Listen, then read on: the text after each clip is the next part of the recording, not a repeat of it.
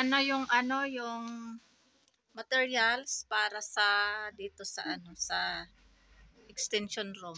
Yan yung crush, yung broken na stone ba.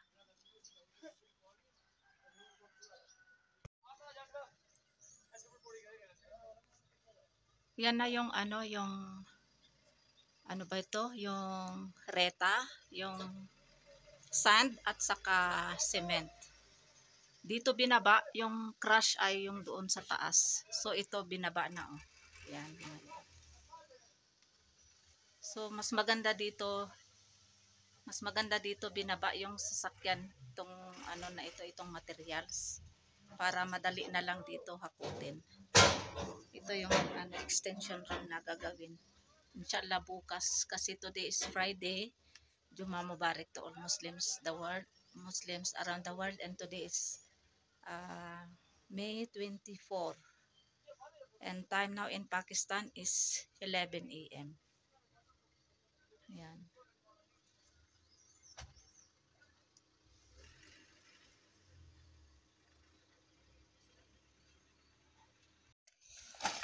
Alhamdulillah, they already started to make wall here, and today is May 25 and time now in Pakistan is 11:50 a.m.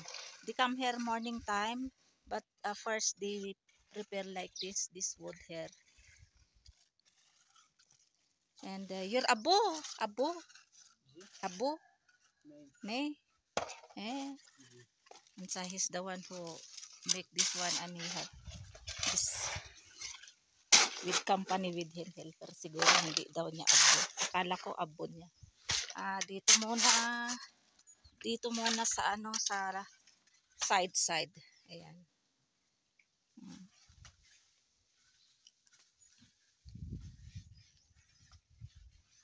Contract ito contract. So bahala sila kung kailan nila matapos ito. Pero sabi nila within 5 days yung paglagay ng wall, tapos plaster at saka yung flooring. Ito yung first na ang tawag dito. First batch itong mix na na cement, crush at saka tawag pa dito reta. Yan. Inuuna muna dito sa side.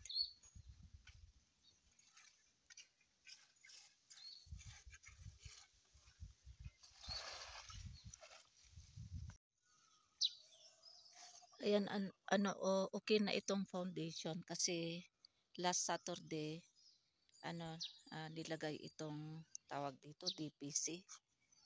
Ayan. Dapat talaga yan nilagyan nila kayo ng tubig para maganda yung foundation. Tapos yung dito din all na side. Ayan. Para ito sa wall hanggang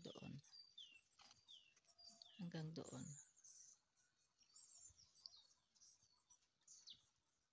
And then ang next naman nito ay lagyan ng blocks.